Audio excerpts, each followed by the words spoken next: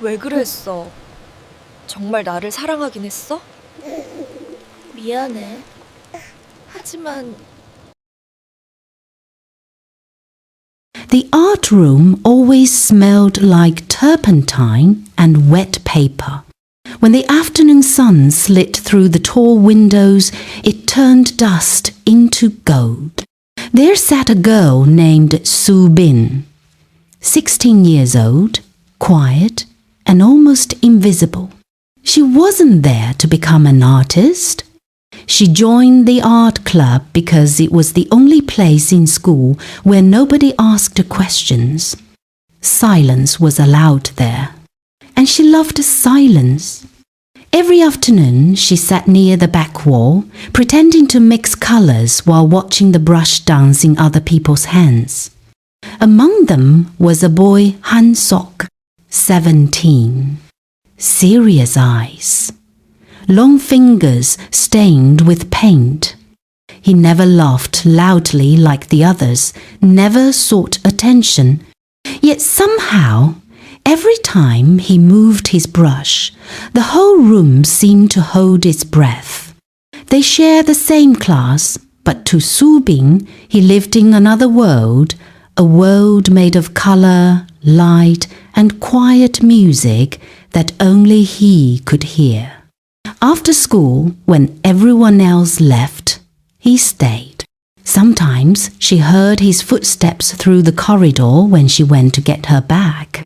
Other times, she caught the faint sound of a brush sweeping across canvas long after the sun had set. She never spoke to him, but something about him made her heart listen.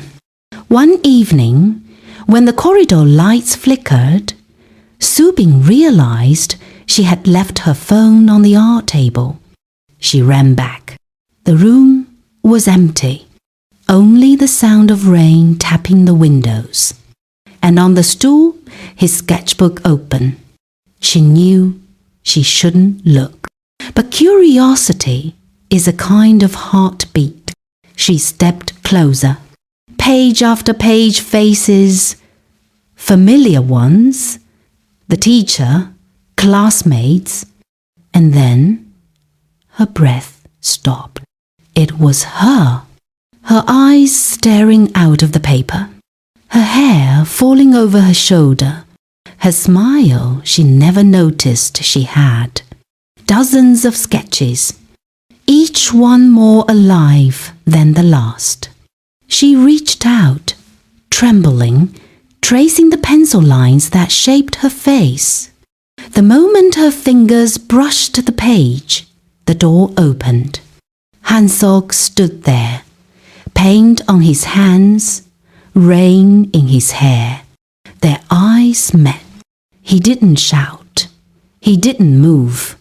He simply said, in a quiet voice, "You weren't supposed to see that." Soo Bin swallowed hard. Why? Me? He looked down, as if the floor could answer for him.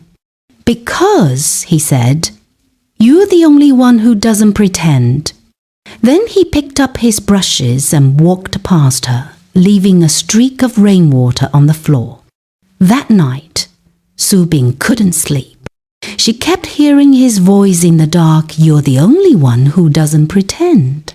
She wondered what that meant. She wondered why her heart was beating like a drum. The next day, she found him behind the school building, painting beneath a tree. Light and leaves played across his canvas. She stood there awkwardly, holding her sketch pad like a shield.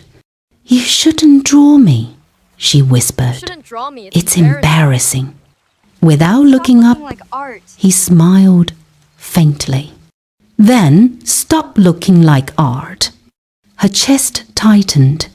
"You don't even know me." This time, he looked up. His eyes were calm, deep. "I don't need to," he said.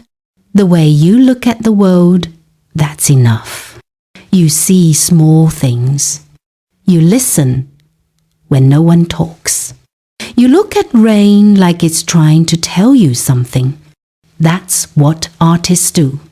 He turned back to his canvas, and the silence between them became the beginning of something neither could name. From that day, Soo-bin stayed a little longer after class. Sometimes she asked about colors.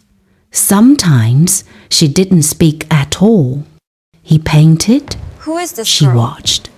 There were pauses, glances, tiny smiles that filled the air like slow music. One afternoon, he handed her a brush. "Try," he said. She hesitated. "I can't." "You can," he replied. "Everyone can paint. You just have to stop thinking and start feeling." So she painted messy, nervous, uncertain, but for the first time, she felt something alive beneath her fingertips. Days turned into weeks. They painted side by side, talking in whispers about nothing and everything. He told her that color was like emotion, it changed when the light did. She told him that silence could be loud if someone understood it. Little by little, they became each other's secret. Then came the announcement. The annual art exhibition. Every student was preparing their masterpiece. Han-seok worked quietly on something he wouldn't let anyone see. He called it The Girl and Her Shadow. The rumor spread through the school like wind, his best work yet, inspired by someone special. He's still painting. Soo-bin tried to ignore it, Still remember. but her heart didn't listen. When the day arrived, she almost didn't go, but curiosity pulled her there again. The curtain lifted. Gasps filled the hall. On the canvas stood her figure Soo-bin, beneath soft light, her shadow stretching behind her, reaching for something unseen. It was her soul on the wall, raw, gentle, beautiful. She turned and found him beside her. "You painted my shadow reaching for you," she whispered. He looked at her and said, "No, it's me reaching for you. I just couldn't finish it." In that moment, the noise of the crowd disappeared. They stood in silence, eyes speaking louder than words ever could.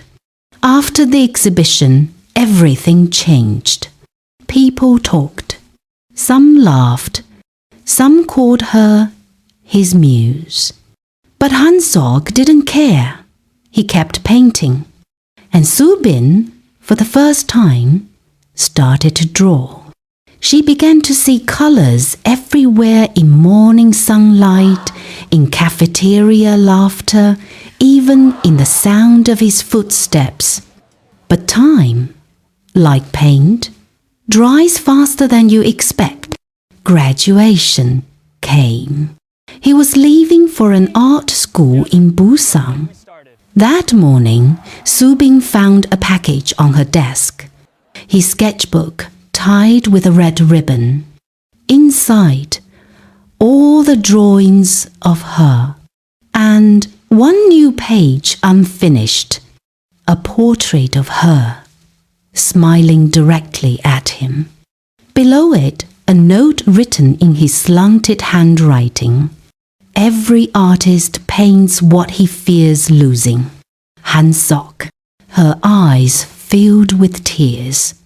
She whispered into the empty classroom, "Then don't lose me." Outside, spring wind brushed the cherry trees. Petals fell against the windows like soft snow. Later that afternoon, Soo-bin stayed in the art room long after everyone left. She placed his sketchbook on the table, picked up a clean canvas, and began to paint. Her hands were steady now. Stroke by stroke, She painted him standing beneath light, looking back at her with that quiet half smile. Days turned into months. People came and went. But two paintings still hang side by side on the wall of that art room. One of a girl reaching toward light, and one of a boy standing within it. Sometimes, when the wind passes through the open window, the canvases tremble slightly, as if the two are still speaking. Maybe that's what love really is, not loud or dramatic, but quiet and steady, like paint drying slowly, like color meeting shadow, like a I brushstroke didn't know you could that sing. never fades. Soft piano fades, distant birds and wind carry the final words. And even now, when the sun falls through the tall windows, it still turns dust into gold, just as it did the day the boy painted her shadow, and she painted him back. Under the umbrella. Jiwoo, I like you. I've liked you since the first day of class. I'll message you every day. I'll look forward to it.